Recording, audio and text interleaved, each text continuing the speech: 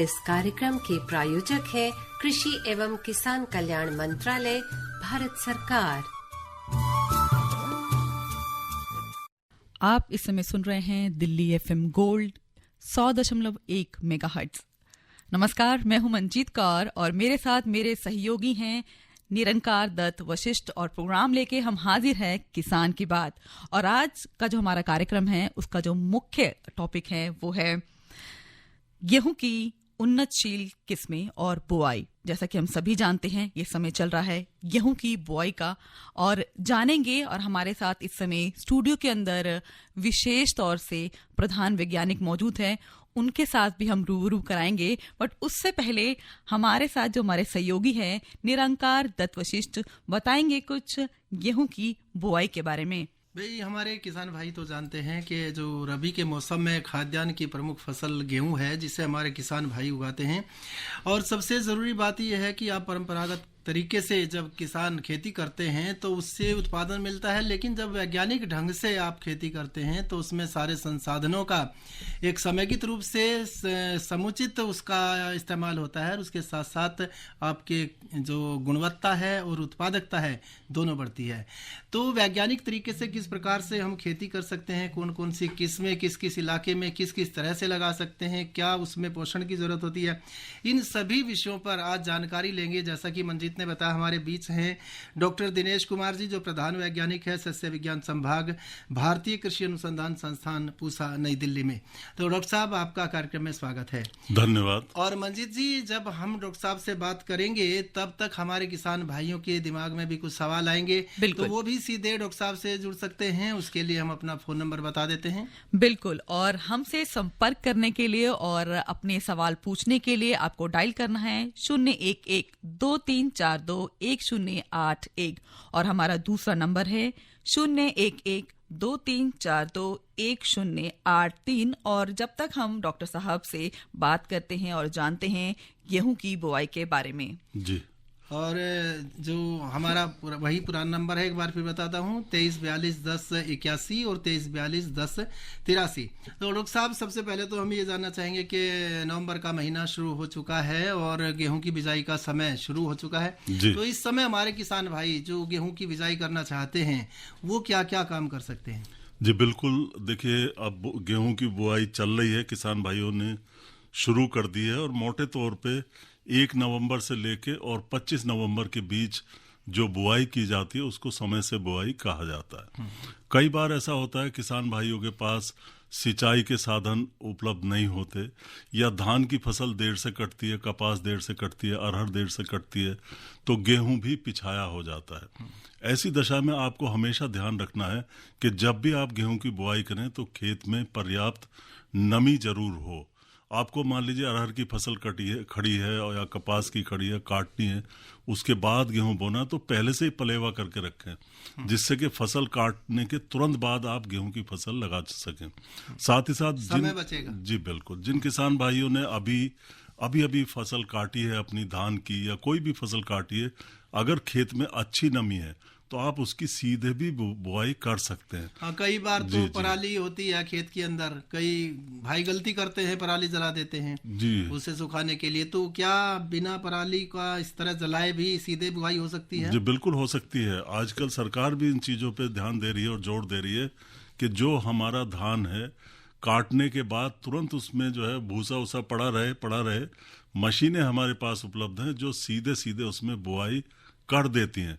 उससे समय तो बचता ही है, साथ ही साथ हमें भूसे को नहीं जलाना पड़ता। भूसा अगर मिट्टी के अंदर मिल जाता है या उसकी सतह पे आ जाता है तो उससे तो बहुत सारे फायदे हैं। खरपतवार हमारे रुक जाते हैं, उनकी बढ़भार कम होती है। दूसरी तरफ नमी संचित हो जाती है मिट्टी में। अगर जीरो टिलेज, जी बिल्कुल, जीरो टिलेज और आपके कंजर्वेशन टिलेज और कई तरह के टिलेज गेहूं में अपनाए जाते हैं, उनको अपनाने के बाद काफी सारे फायदे होते हैं। बिल्कुल, और महत्वपूर्ण जानकारी इस समय दे रहे हैं हमारे डॉक्टर दिनेश कुमार। और हमारे साथ इस समय किसान भाई जुड़ गए हैं और उनको सीधे लाइन पे लेते हैं और जानते हैं क्या उनका सवाल है। जी हाँ, सबसे पहले अपना नाम बताएं और क्या सवाल है आपका।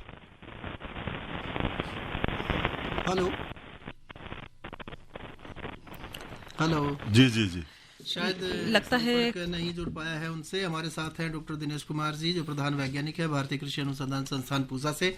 जारी रखते हैं उनसे अपनी बातचीत। तो ये तो आपने बताया कि सीधी बुआई कर सकते हैं, लेकिन सवाल ये भी आता है डॉक्टर साहब कि हमें ऐसी कौन सी किस्में हैं वो बोनी चाहिए जिनसे कि अच्छा उत्पादन मिले। तो उन्नतिशील प्रजातियां कौन कौन? जी बिल्कुल, किस्में तो हमें जाननी है, और लेकिन उससे पहले कई बार ऐसा होता है कि किसान भाई अपना पुराना बीज भी प्रयोग में लाते हैं, और ला भी सकते हैं, इसमें कोई नुकसान नहीं है। अगर आपका बीज स्वस्थ है और किस्म का है, उसमें कोई मिश्रण नहीं है, तो उसका प्रयोग कीजिए। इसमें खास बात एक यही है कि आपको उस बीज का उपचार करना चाहिए। 2.5 ग्राम आप उसमें बावस्टीन ले लें, 2.5 ग्राम बावस्टीन या टेबुकनाजोल, कई तरह की दवाई आती हैं जिनसे आप बीज उपचार कर सकते हैं, उसके बाद ही बोएं।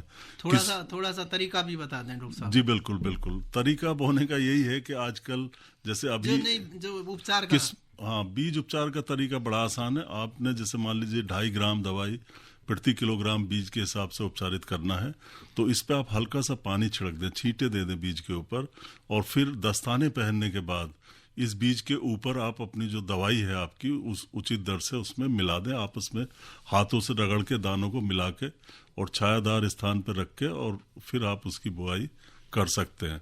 किस्मों की बात आपने पूछी, तो किस्मों की लिस्ट जो है वो बहुत लंबी है निश्चित तौर पे, लेकिन 2-4 राज्यों के लिए, क्षेत्रों के लिए मैं क्षेत्र के हिसाब से किस्म को बोना है, और समय के हिसाब से भी बोना। ऐसा नहीं कि जो किस्में पछेती बुआई में संस्तुत की जाती है उन्हें अब बो दें। कई बार उल्टा किसान भाई कर देते हैं, जो किस्में समय से बुआई की होती है उनकी बुआई पछेती में कर देते हैं। तो ऐसा ना करें, सबसे पहले सही किस्म का आपको चुनाव करना है।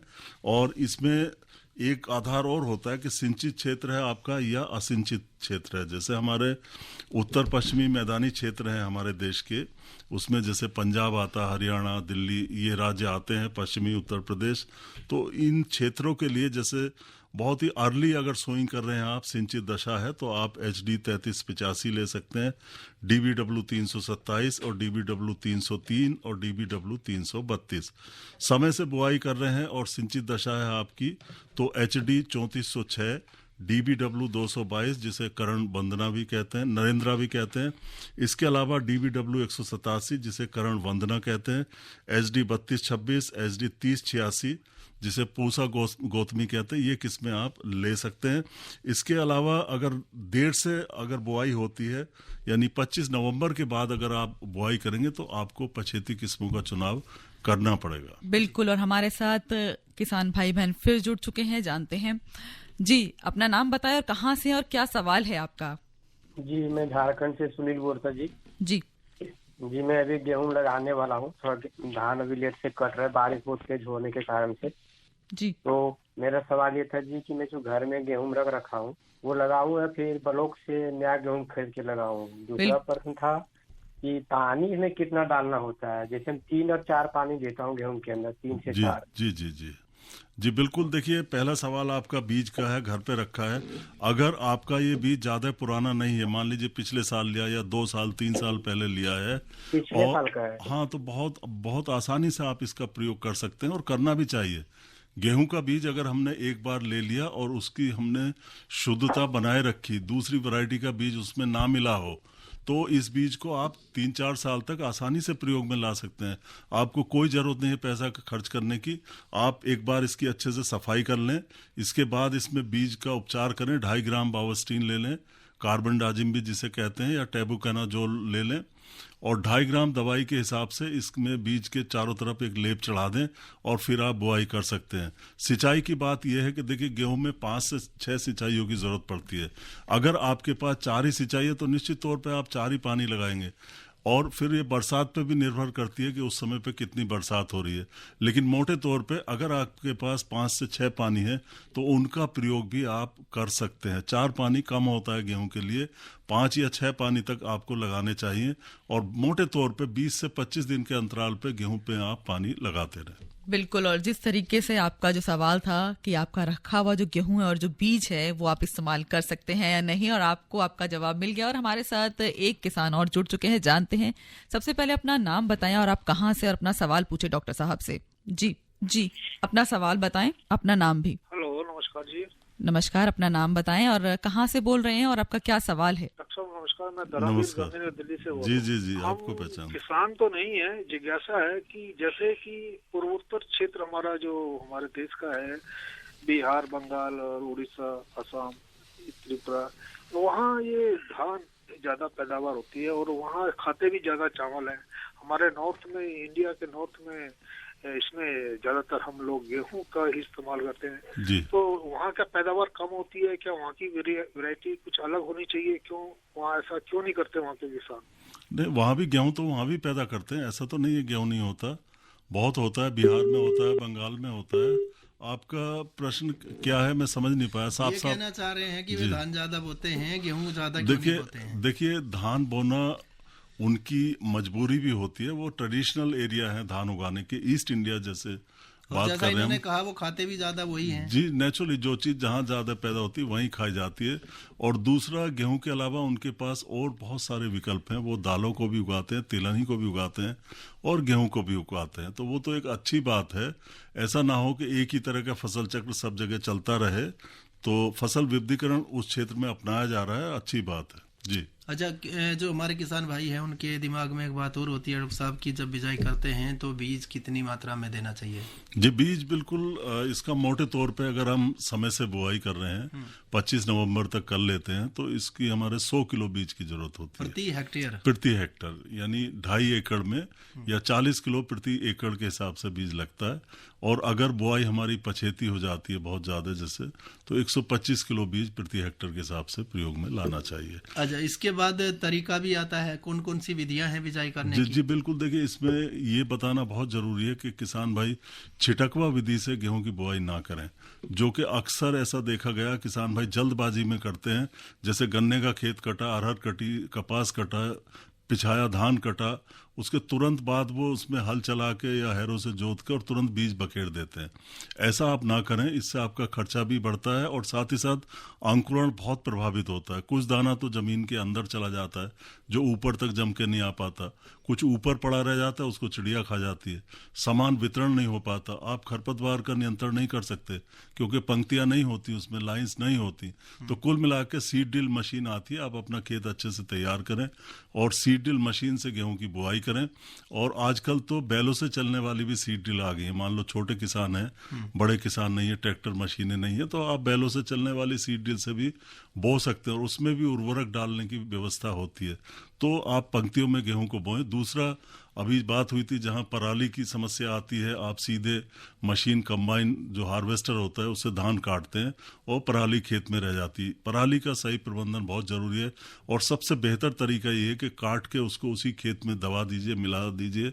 वो आपका मिट्टी की ताकत को भी बढ़ाती है और पैदावार भी बढ़ाती है, खाद का काम करती है। जी खाद का काम करती है। बुआई की दूरी जानना बहुत जरूरी है, ये 22.5 सेंटीमीटर है, सभी किसान जानते हैं।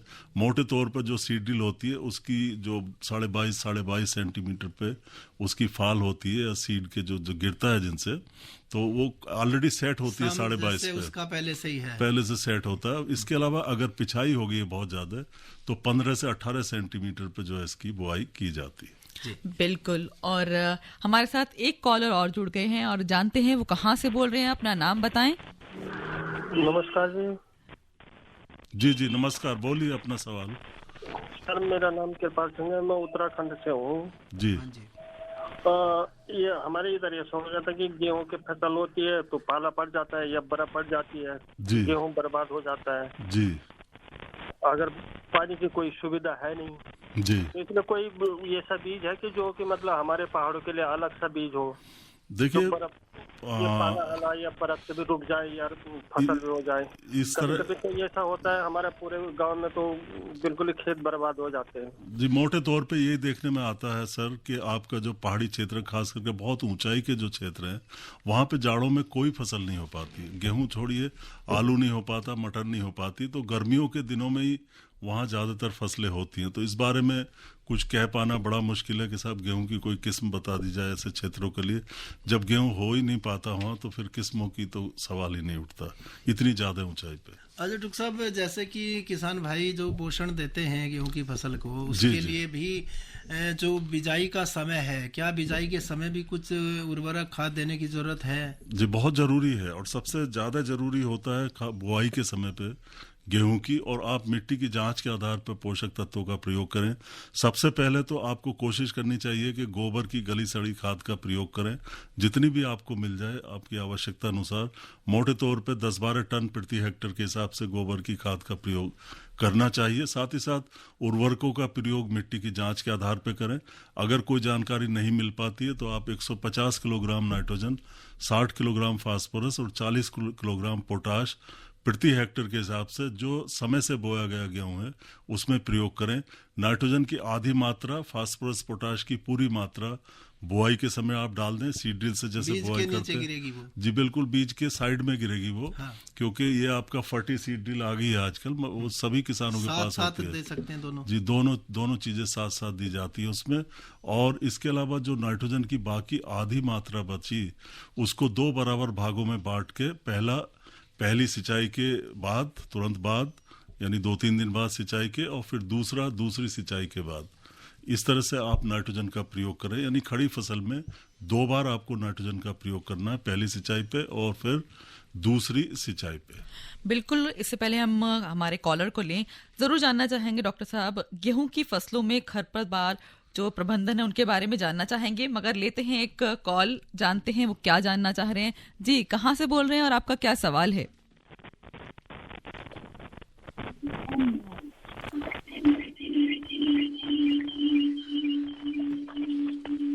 डिस्टर्बेंस आ रही है। और जी बिल्कुल, हम जानते हैं, देखिए खरपतवार गेहूं के सभी तरह की फसलों में आते हैं और गेहूं की फसल में भी इनसे काफ़ी नुकसान होता है। इसमें दोनों तरह के खरपतवार आते हैं, चौड़ी पत्ती वाले भी, जैसे बथुआ काफ़ी आता है, सेंजी आती है, और सकरी पत्ती में जंगली जई है वो आती है, और गेहूं का मामा तो सभी किसान जानते हैं।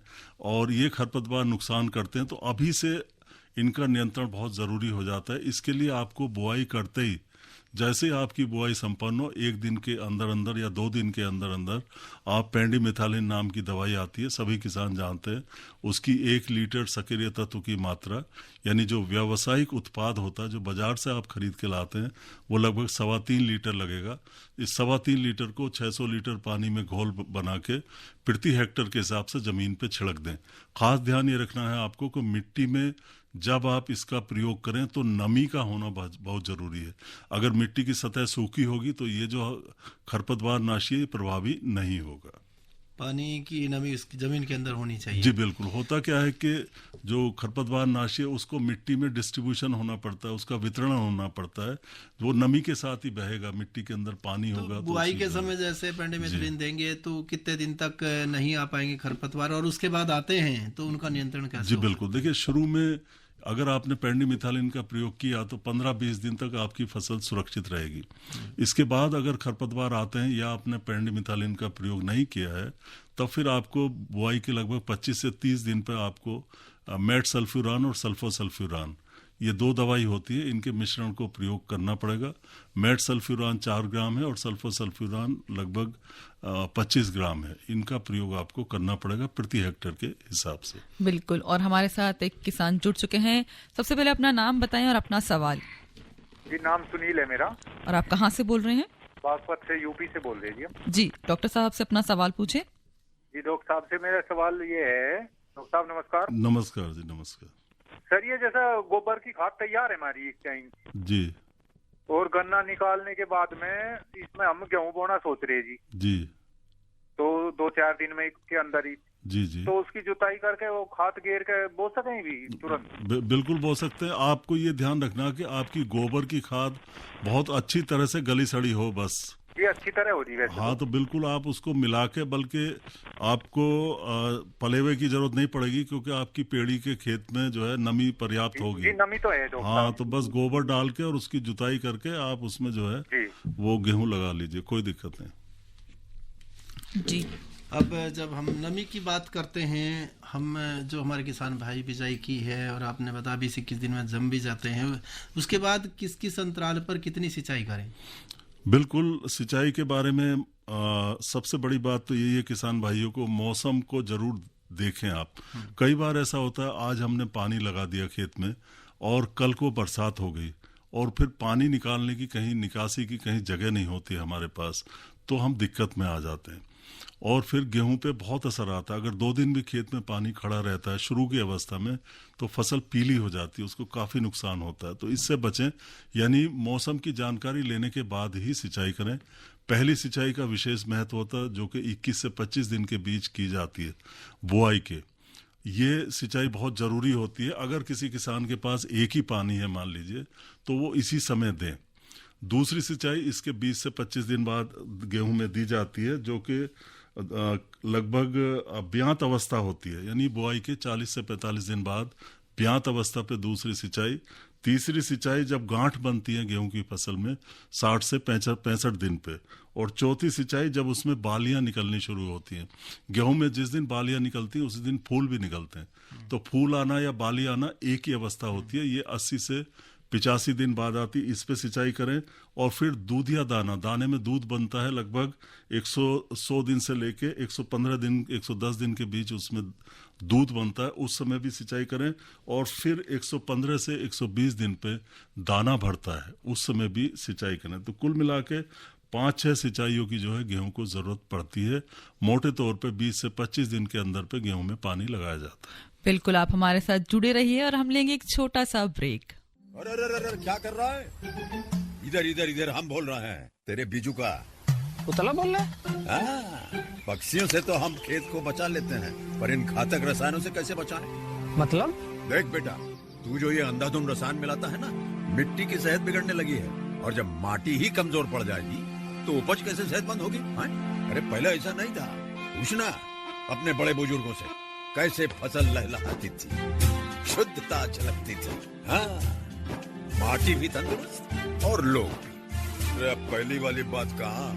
पर अब तो सब यही डाले हैं। सब नहीं, आज भी लाखों जागरूक किसान परंपरागत विधि से फसल उगा रहे हैं। खर्चा कम और उपज की कीमत भी बेहतर पा रहे हैं। सच है? रे बेटे, एक्सपीरियंस से बता रहे हैं, धूप में बाल सफेद नहीं किए हैं। हाँ। ठीक है भाई, मैं भी आज से जैविक खेती शुरू करूंगा। माटी से प्रेम की परंपरा है, परंपरागत खेती। और ब्रेक के बाद फिर से हम हाजिर हैं लेके गेहूं की बुआई के बारे में डॉक्टर साहब बता रहे हैं और खरपतवार के बारे में बताया। और अब जरूर जानना चाहेंगे कि ऐसी कौन सी चीजों से हमें बचाव करना चाहिए ताकि हमारी जो गेहूं की खेती है वो खराब ना हो। बिल्कुल, देखिए, एक तो बात है कि ज़्यादा पानी ना भरे खेत में, समय पे आप उसमें सिंचाई करते रहें। और साथ ही साथ शुरुआती दौर में देखने में ऐसा आता है कि गेहूं में दीमक आ जाती है। खास करके जो हल्के खेत होते हैं, हल्की मिट्टी होती है, नमी कम रुकती है, वहाँ पे दीमक आ जाती है। दूसरा, अभी गोबर की खाद की बात हो रही थी, अगर अच्छी तरह से गली सड़ी गोबर की खाद नहीं है, जैसे कि किसान भाई पूछ रहे हैं, कच्चा गोबर अगर हमने डाल दिया तब भी उसमें दीमक आ जाती है। तो दीमक पे खास नज़र रखनी है। दीमक करती क्या है कि उसको जड़ों को और तने को अलग कर देती, काट देती है नीचे से। और शुरुआती दौर में लगता है पत्ते पीले हो जाते हैं और फसल हमारी पूरी पंक्ति की पंक्ति सूख जाती है। इस तरफ ध्यान देना है। अगर ऐसे लक्षण आपको लगते हैं तो 3 लीटर क्लोरपारीफास 500-600 लीटर पानी में घोल बना के आप तुरंत उसमें छिड़क दें तो दीमक का नियंत्रण हो जाता है। इसके अलावा खरपतवारों की बात हुई, खरपतवारों का भी नियंत्रण करना जरूरी होता है, क्योंकि जब तक हम उनका नियंत्रण शुरू करते हैं या लेट करते हैं तब तक वो काफ़ी नुकसान कर चुके होते हैं।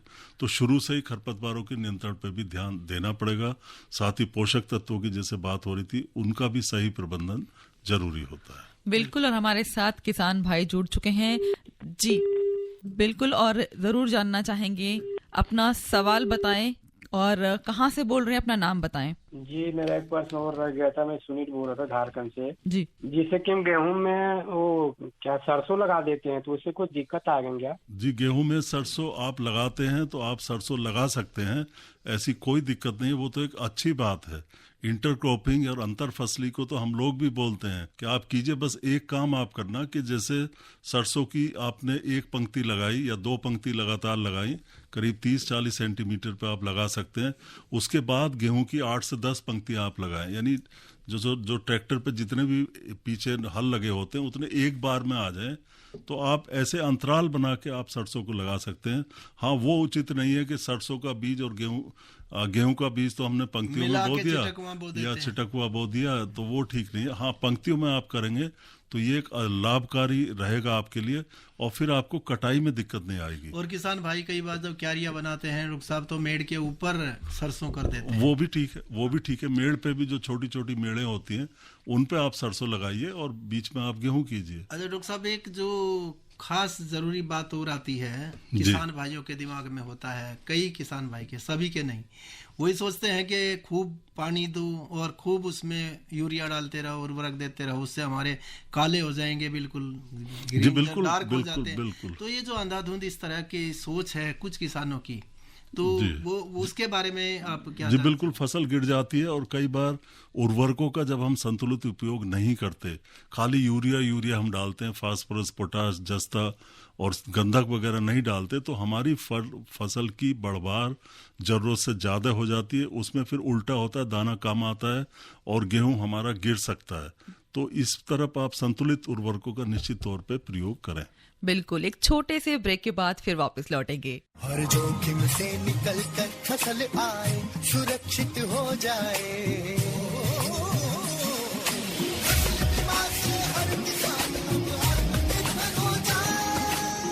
संकट के समय प्रधानमंत्री फसल बीमा योजना किसानों के लिए वरदान है।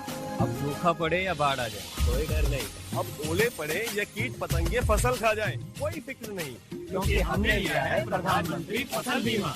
बुआई से फसल कटाई तक हर जोखिम का दावा, न्यूनतम प्रीमियम पर अधिकतम भुगतान का वादा। योजना से हर साल जुड़ रहे हैं 5 करोड़ से ज्यादा किसान। अब आपकी है बारी। नजदीकी कृषि कार्यालय, सहकारी समिति, बैंक शाखा, अधिकृत बीमा कंपनी या जन सेवा केंद्र में स्वेच्छा से करा सकते हैं पंजीकरण। फसल बीमा पोर्टल या फसल बीमा ऐप द्वारा भी कराया जा सकता है पंजीकरण। प्रधानमंत्री फसल बीमा योजना, आपकी फसलों का संपूर्ण सुरक्षा कवच, कृषि एवं किसान कल्याण मंत्रालय। बिल्कुल, और जैसे कि आप सभी को जानते हो कि हमारा आज का टॉपिक है गेहूं की बुआई और अंतिम पड़ाव पे हम पहुंच रहे हैं। डॉक्टर साहब, क्या सलाह रहेगी हमारे किसान भाइयों के लिए कि किस तरीके से वो खेती करने में सावधानी बरतें, और ताकि आने वाले समय में जब वो बढ़े तो उनको उसका फायदा और मुनाफा अच्छा मिल सके?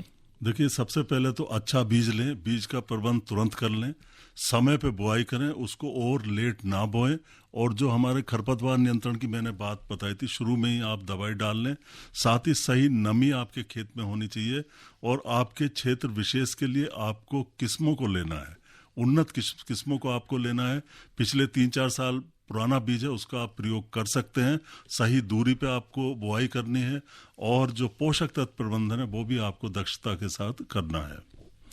तो इन सभी बातों का अगर हमारे किसान भाई ध्यान रखेंगे तो हमें उम्मीद है कि वो अच्छे से अच्छा, ज़्यादा से ज़्यादा उत्पादन और गुणवत्तापूर्ण उत्पादन ले पाएंगे। और डॉक्टर दिनेश कुमार जी, आप हमारे कार्यक्रम में आए और इतने सरल तरीके से इतनी महत्वपूर्ण जानकारी हमारे श्रोता को दी, इसके लिए आपका बहुत बहुत धन्यवाद।